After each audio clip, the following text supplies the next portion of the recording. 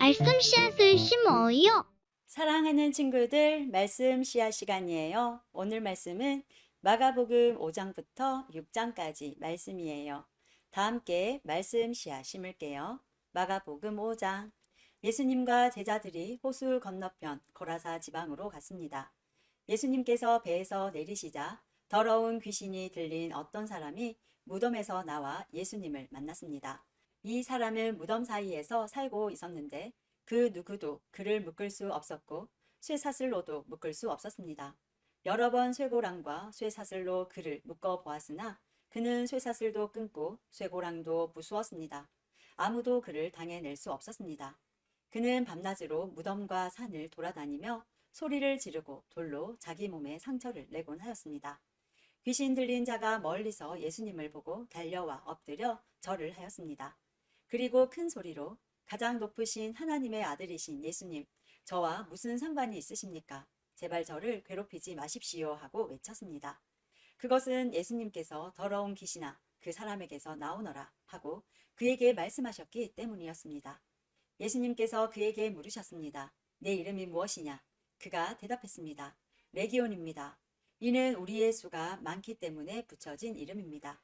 그는 예수님께 자신들을 또다시 이 지방에서 쫓아내지 말아달라고 간청하였습니다. 마침 그곳 산허리에서 많은 돼지떼가 먹이를 먹고 있었습니다. 더러운 귀신들이 간청했습니다. 우리를 저 돼지들에게 보내셔서 들어가게 해 주십시오. 예수님께서 그렇게 허락하셨습니다. 더러운 귀신들은 그 사람에게서 나와 돼지떼 속으로 들어갔습니다. 그러자 거의 2,000마리나 되는 돼지떼가 호수 쪽으로 산비탈을 내리달아 빠져 죽었습니다. 돼지를 치던 사람들이 달아나서 읍내와 촌에 있는 사람들에게 이 사실을 알렸습니다. 그래서 사람들이 무슨 일이 일어났는지 보려고 왔습니다. 그들은 예수님께 와서 귀신이 들렸던 사람, 곧 레기온 귀신이 들렸던 사람이 옷을 입고 제정신으로 돌아와 앉아 있는 모습을 보고 깜짝 놀랐습니다. 이 일을 목격했던 사람들이 그들에게 귀신 들린 사람에게 어떤 일이 일어났는지에 대하여 그리고 돼지떼에 대하여 말해 주었습니다. 그러자 그들은 예수님께 자기네 지방을 떠나 달라고 요구하기 시작했습니다. 예수님께서 배에 앉으시자 귀신 들렸던 사람도 예수님을 따라가게 해달라고 간청하였습니다. 그러나 예수님께서는 허락하지 않으셨습니다. 예수님께서 내 가족 식구들과 친구들에게로 가거라. 그들에게 주님께서 내게 얼마나 큰 일을 해주셨으며 얼마나 큰 자비를 베풀어 주셨는지 이야기하여라 하고 말씀하셨습니다. 그래서 그 사람은 돌아갔습니다. 그리고 데가볼리 지역에서 예수님께서 자기에게 얼마나 큰 일을 해주셨는지를 사람들에게 이야기하자 모든 사람들이 듣고 놀랐습니다. 예수님께서 배를 타고 맞은편 쪽으로 다시 건너오셨습니다. 그러자 많은 사람들이 예수님 주위에 몰려들었습니다. 예수님께서 호숫가에 계셨습니다. 야이로라고 이름하는 어떤 회당장이 예수님을 찾아왔습니다. 그는 예수님의 발 앞에 엎드렸습니다. 그리고 예수님께 거듭해서 간청했습니다. 제 어린 딸이 죽어가고 있습니다. 제발 오셔서 그 아이에게 손을 얹어 주십시오. 그러면 건강해지고 살아날 것입니다. 그러자 예수님께서 그와 함께 가셨습니다. 많은 사람들이 예수님을 에워싸고 밀며 따라왔습니다. 그 중에는 12년 동안 혈루증을 앓아온 여자가 있었습니다. 그는 여러 의사에게 보이면서 고생을 했습니다. 그러나 가진 돈만 다 써버리고 효과는 없었습니다. 오히려 병이 더 심해져 갈 뿐이었습니다. 그러던 중 예수님에 대한 소문을 듣고 사람들 틈에 끼어 예수님을 따라가다가 예수님의 옷에 손을 대었습니다. 그 여자는 옷에 손을 대기만 하여도 내가 나을 거야 하고 생각했습니다. 그 즉시 피가 흐르는 것이 멈췄습니다. 그녀는 자신의 병이 나은 것을 몸으로 느꼈습니다.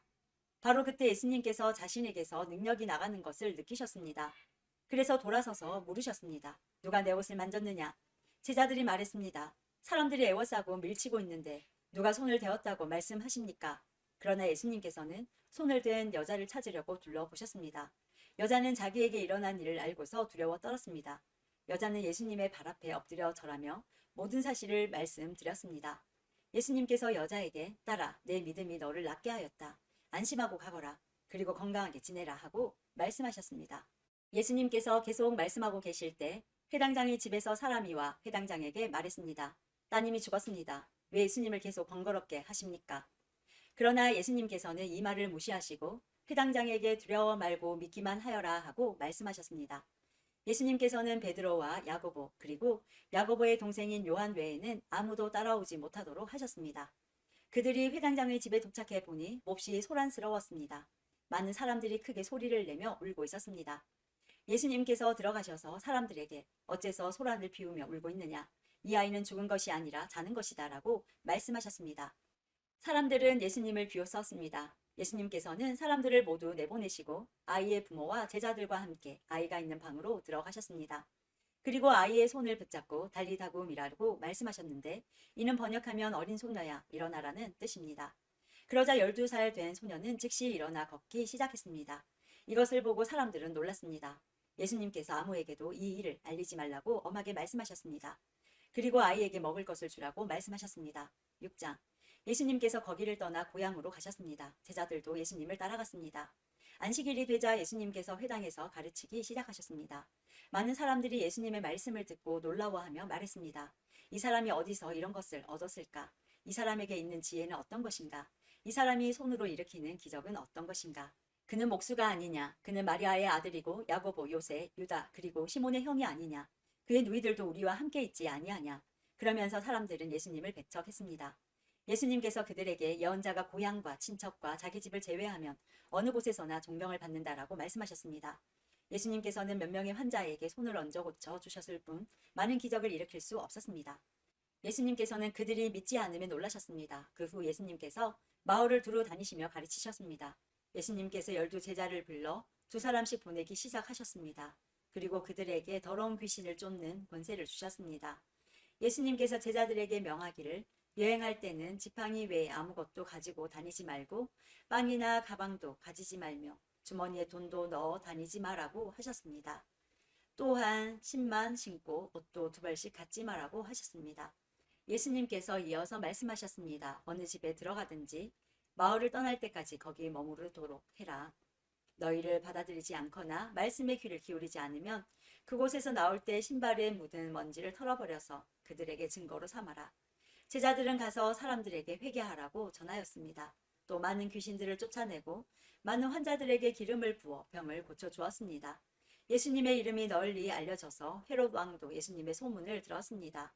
사람들은 세례자 요한이 죽은 사람들 가운데서 살아난 거야. 그러니까 이런 기적이 그분에게서 나오는 거야 하고 말했습니다. 어떤 사람들은 이렇게도 말했습니다. 그분은 엘리야다. 또 다른 사람들은 그분은 옛날에 있었던 예언자와 똑같은 예언자야 라고 말했습니다. 헤롯이 이런 소리를 듣고 말했습니다. 내가 목을 잘라 죽인 요한이 다시 살아났구나. 예전에 헤롯은 요한을 잡아오게 하여 감옥에 가두어 둔 적이 있었습니다. 이는 헤로디아와 관련된 일로 헤롯이 자기 동생 빌립의 아내인 헤로디아를 아내로 삼아버렸기 때문이었습니다. 요한은 헤롯에게 자기 동생의 아내를 자기 아내로 삼는 것은 옳지 않습니다라고 말하곤 하였습니다. 그래서 헤로디아는 요한을 미워하였습니다. 헤로디아는 요한을 죽이고 싶었지만 그럴 수 없었습니다. 그것은 요한이 의롭고 거룩한 사람이란 것을 아는 헤롯이 요한을 두려워했기 때문입니다. 그래서 요한을 살려두었습니다. 요한의 말이 듣기엔 괴로웠지만 그의 말을 즐겨 들었습니다. 그런데 요한을 죽일 수 있는 좋은 기회가 왔습니다. 자기 생일에 헤롯은 고관들과 선부장들, 갈릴리의 귀빈들을 초청해서 잔치를 베풀었습니다. 헤로디아의 딸이 춤을 춰서 헤롯과 잔치에 참여한 손님들을 즐겁게 해주었습니다. 그래서 헤롯 왕이 소녀에게 말했습니다. 내가 원하는 것을 말해라. 그러면 그것을 선물로 주겠다. 헤롯은 내가 무엇을 달라고 하든지 다 주겠다. 내 나라의 절반이라도 말이다 하고 맹세했습니다. 소녀는 자기 어머니에게 가서 무엇을 달라고 할까요? 하고 물었습니다. 그러자 어머니가 대답했습니다. 세례자 요한의 머리를 달라고 해라. 소녀는 즉시 왕에게 돌아가서 바로 이 자리에서 세례자 요한의 머리를 쟁반에 담아주세요 하고 요청했습니다. 왕은 매우 괴로웠지만 자기가 한 맹세 때문에 그리고 잔치에 참여한 손님들 때문에 소녀의 요청을 거절할 수 없었습니다. 왕은 곧바로 시위대 군인을 보내 요한의 머리를 가져오라고 했습니다. 군인은 가서 감옥에 있던 요한의 머리를 잘랐습니다. 그리고 쟁반에 담은 그의 머리를 가져와 소녀에게 주었고 소녀는 그것을 자기 어머니에게 가져다 주었습니다. 요한의 제자들이 이 소식을 듣고 가서 요한의 시체를 가져다가 무덤에 묻었습니다. 사도들이 예수님께로 돌아왔습니다. 그리고 자신들이 했던 일과 가르쳤던 것을 모두 예수님께 말씀드렸습니다. 예수님께서 말씀하셨습니다. 외딴 곳으로 따로 가서 잠시 쉬도록 하라. 이렇게 말씀하신 것은 오고 가는 사람들이 너무 많아 예수님과 사도들이 식사할 시간조차 없었기 때문입니다. 그래서 그들은 외딴 곳으로 배를 타고 갔습니다. 그러나 떠나는 모습을 보고 사람들이 그들인 줄 알아챘습니다. 그래서 사람들은 여러 성읍에서 길을 따라 함께 달려가서 그들보다 먼저 그곳에 이르렀습니다. 예수님께서 배에서 내리시면서 많은 사람들을 보셨습니다. 예수님께서는 그들을 불쌍히 여기셨는데 그것은 그들이 마치 목자 없는 양과 같았기 때문입니다. 예수님께서는 그들에게 많은 것을 가르쳐 주셨습니다. 이미 날이 저물었습니다. 제자들이 예수님께 와서 말했습니다. 이곳은 빈들이고 시간도 너무 늦었습니다. 그러니 사람들을 보내어 근처에 있는 농가나 마을에 가서 먹을 것을 사 먹게 하는 것이 좋겠습니다. 그러나 예수님께서 대답하셨습니다. 너희가 먹을 것을 주어라. 그들이 예수님께 말했습니다. 그러면 우리가 가서 200데나리온어치의 빵을 사서 먹이라는 말씀이십니까? 예수님께서 그들에게 물으셨습니다. 너희가 가진 빵이 얼마나 되는지 가서 알아보아라. 그들이 알아보고 나서 말했습니다. 빵 5개와 생선 2마리가 있습니다. 예수님께서 사람들에게 무리를 지어서 풀밭에 앉으라고 하셨습니다. 사람들은 100명 혹은 50명씩 떼를 지어 앉았습니다. 예수님께서 빵 5개와 생선 2마리를 들고 하늘을 우러러 보시며 감사 기도를 드리셨습니다. 그리고 제자들에게 빵을 떼어서 나누어 주도록 했습니다. 그리고 생선 2마리도 나누어 주셨습니다. 모든 사람들이 배불리 먹었습니다. 제자들은 12광줄에 남은 빵 조각과 물고기를 거두어 드렸습니다. 빵을 먹은 남자 어른은 5,000명이었습니다. 예수님께서 제자들에게 배를 타고 호수 건너편에 있는 베세다로 먼저 가 있으라고 말씀하셨습니다. 그동안에 예수님께서는 사람들을 집으로 보내셨습니다. 사람들을 보내신 후 예수님께서는 기도하러 산에 올라가셨습니다. 밤이 되었는데 배는 여전히 호수 위에 있었고 예수님께서는 홀로 못에 계셨습니다. 바람이 불어와 제자들의 노를 젓느라고 애를 쓰고 있었습니다. 이 모습을 보시고 예수님께서 새벽 3시에서 6시 사이에 호수 위를 걸어오셨습니다. 그리고 제자들을 지나쳐 가시려고 하셨습니다. 제자들이 예수님께서 호수 위를 걸으시는 것을 보고 유령이라고 생각하여 비명을 질렀습니다. 그것은 그들이 모두 예수님을 보고 무서워했기 때문입니다. 예수님께서 즉시 그들에게 말씀하셨습니다. 안심해라. 나다. 두려워하지 마라. 예수님께서 배에 오르시자 바람이 가라앉았습니다. 그래서 제자들은 크게 놀랐습니다. 그것은 제자들이 빵의 기적을 보고도 아직 깨닫지 못하고 마음이 굳어져 있었기 때문입니다. 예수님과 제자들이 호수를 건너 게네사렛이란 곳에 도착하였습니다. 그리고 거기서 닻을 내렸습니다. 그들이 배에서 내리자 사람들이 예수님을 즉시 알아보았습니다. 사람들은 온 마을을 다니면서 예수님께서 계시는 곳마다 환자들을 침상에 눕혀 데려오기 시작했습니다. 예수님께서 마을이든 읍내이든 농촌이든 어디에 가시든지 사람들은 병자들을 시장에 데려다 놓고 예수님의 옷깃이라도 만질 수 있도록 간청했습니다. 예수님을 만진 사람들은 모두 병이 나았습니다. 오늘도 말씀 씨앗 모두 잘 심었어요. 우리 내일 또 만나요.